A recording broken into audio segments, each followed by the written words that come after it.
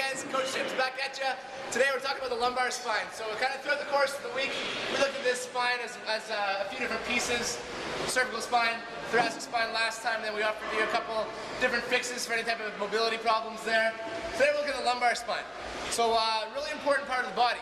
There's only 5 vertebrae that make up our lumbar spine, but it has a tremendous role in stability and also movement and positioning and patterning and all this other stuff.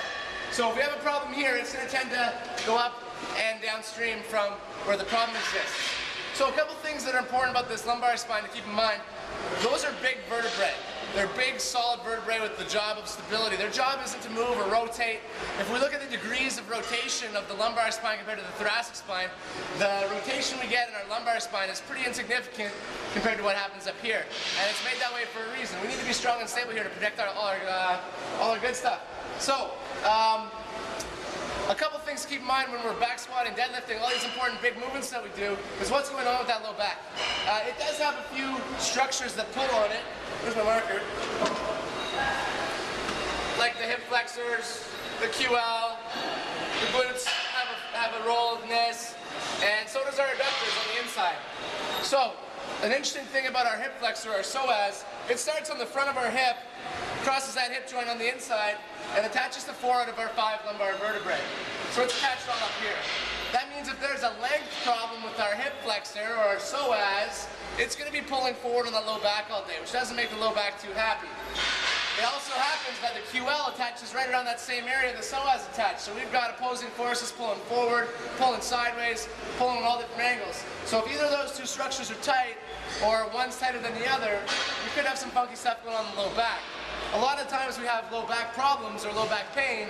It's really nothing to do with the low back except for that there's stuff pulling on it that shouldn't be. So if you're feeling problems in your low back, first of all, maybe go see a qualified health professional or a good trainer. But maybe stretch out your hip flexors, QLs, and glutes too. Might alleviate some of the problems. So a couple of big problems we see with that low back is when we come into flexion. About 85% of us, which is most of us, are flexion intolerant, meaning our body doesn't respond well to flexion. It doesn't like it. It's a really tough job on those discs in the back. We've all heard about herniated discs, and that's how we get them, is through excessive lumbar flexion. Also, you've probably heard about anterior pelvic tilt or stripper back, like some people will call it, like Kelly Sutton. You've seen any of his videos, which I'm sure you have. If you haven't, check them out. As soon as that pelvis goes to tilt, we tend to see change in the low back, whether it tilts forward or backwards. So in the bottom of our squat, usually one of 2 things happen. Either we lose that lumbar into flexion, which causes that butt to wink, aka the butt wink is the cause of that pelvis tilting back and the lumbar causing flexion, or we tend to see the opposite. We come down and we tend to see excessive hyperextension in the low back. 2 places where you can both get hurt. So, if you can't maintain lumbar position as you squat, practice that before you get too deep. Anything else, Russ? Pretty good, Coach Tibbs. Okay, so that takes care of the low back today. We're going to talk next week, early next week, about how to keep all 3 of these things in check together. But until then, stretch your psoas, take care of your QL, and make your low back happy.